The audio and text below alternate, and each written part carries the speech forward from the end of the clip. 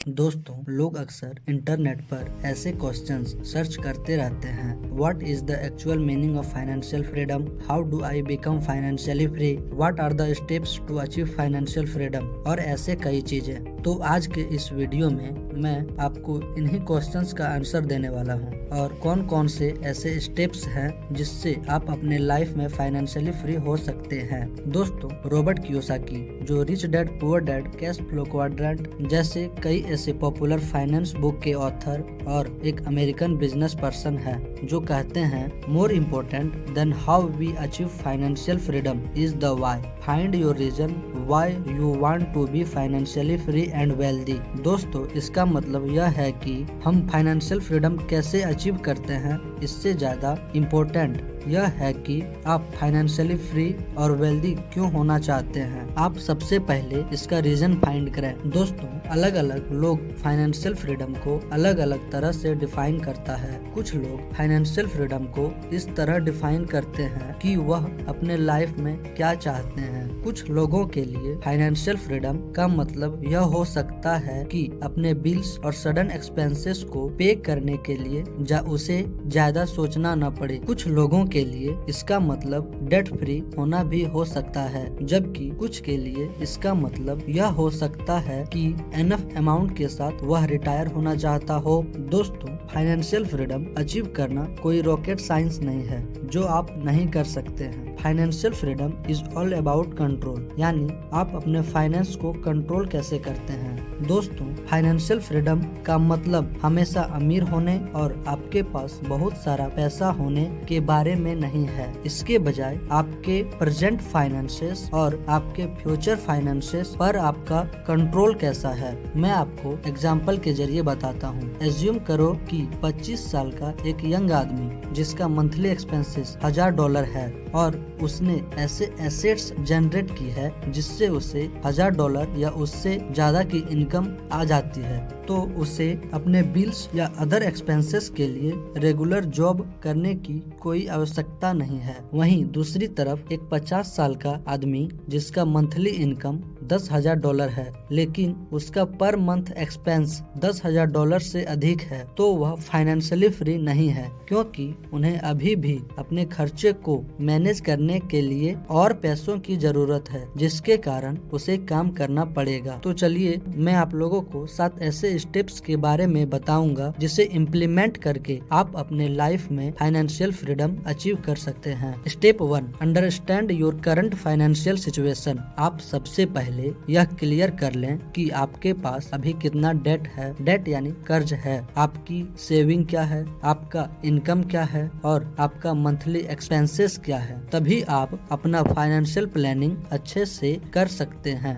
दोस्तों, किसी व्यक्ति का फाइनेंशियल प्लानिंग उस व्यक्ति के फाइनेंस के हर एस्पेक्ट को दर्शाती है। Step 2, establish your goal. दोस्तों, स्पोर्ट्स की दुनिया में एक पॉपुलर कहावत है, goals win you game but a good defence win you trophies. लेकिन यही चीज फाइनेंशियल फ्रीडम पर भी लागू हो सकता है। दोस्तों, गोल्स हमारे लाइफ में अलग अलग स्टेज के लिए वेल्थ क्रिएट करने के लिए बहुत इम्पोर्टेंट होता है, जो अंत में हमें फाइनेंशियल फ्रीडम अचीव करने में हेल्प करती है। दोस्तों, एक परफेक्ट फाइनेंशियल गोल इस प्रकार से होता है जो टेंजिबल हो। टेंजिबल मीन्स जो वास्तविक रूप से हम बना सकते हैं या फिर जो वास्तविक रूप से हम अर्न कर सकते हैं। क्लियर हो, आपका एक क्लियर गोल होना चाहिए कि आप कितना अमाउंट अर्न करना चाहते हैं और कितना अमाउंट के साथ आप फाइनेंशियल फ्री होना चाहते हैं। फ्लेक्सिबल हो, जिसको आप फ्यूचर में अपने हिसाब से मॉडिफाई कर सकें।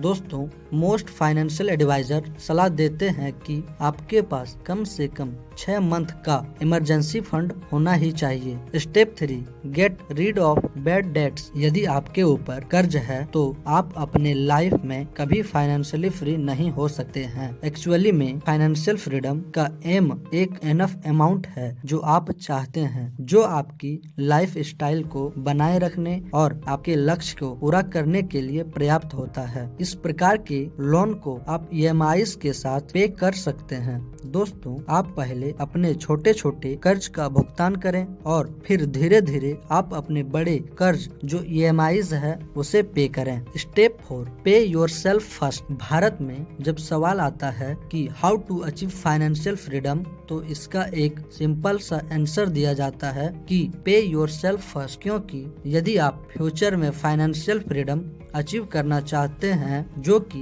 पे चेक टू पे चेक की लाइफ पर डिपेंड नहीं है, इसलिए आपको समझदारी से अपने पैसों को इन्वेस्ट करना चाहिए। Step 5, track your spending habits. यह आपके एक्सपेंसेस को ट्रैक करने और यह सुनिश्चित करने के बारे में है कि आप अधिक खर्च नहीं कर रहे हैं। जब आप अपने खर्च करने की हैबिट्स के बारीकी को नोटिस करना शुरू कर देंगे, जो आपको अननेसेसरी खर्चे को रोकने में हेल्प करेगा। Step 6, create additional sources of income. ज्यादातर लोगों के लिए जो फाइनेंशियल फ्रीडम के बारे में सीरियस है, वो 9 to 5 की जॉब से फाइनेंशियली फ्री नहीं हो सकते हैं। लेकिन इसका मतलब यह नहीं है कि जॉब करना गलत है। आपके पास जॉब है तो वह बहुत अच्छी बात है, लेकिन यदि आप अपने लाइफ में फाइनेंशियली फ्री होना चाहते हैं तो आपको एक्स्ट्रा इनकम सोर्सेस को जनरेट करना पड़ेगा। जैसे कि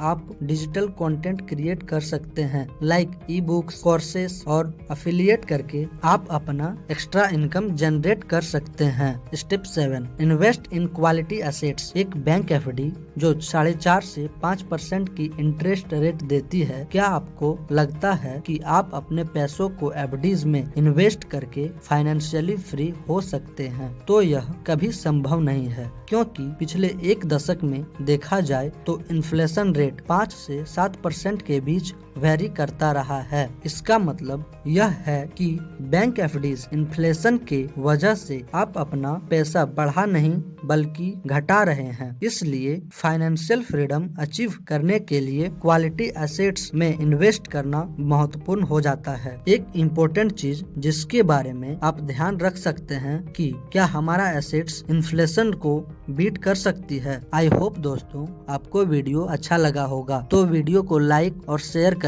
और आप कमेंट के जरिए अपना सुझाव दे सकते हैं। और हाँ, चैनल को सब्सक्राइब कर लेना ऐसे ही इम्पोर्टेंट वीडियोस के लिए। Thanks for watching. मिलते हैं नेक्स्ट वीडियो में।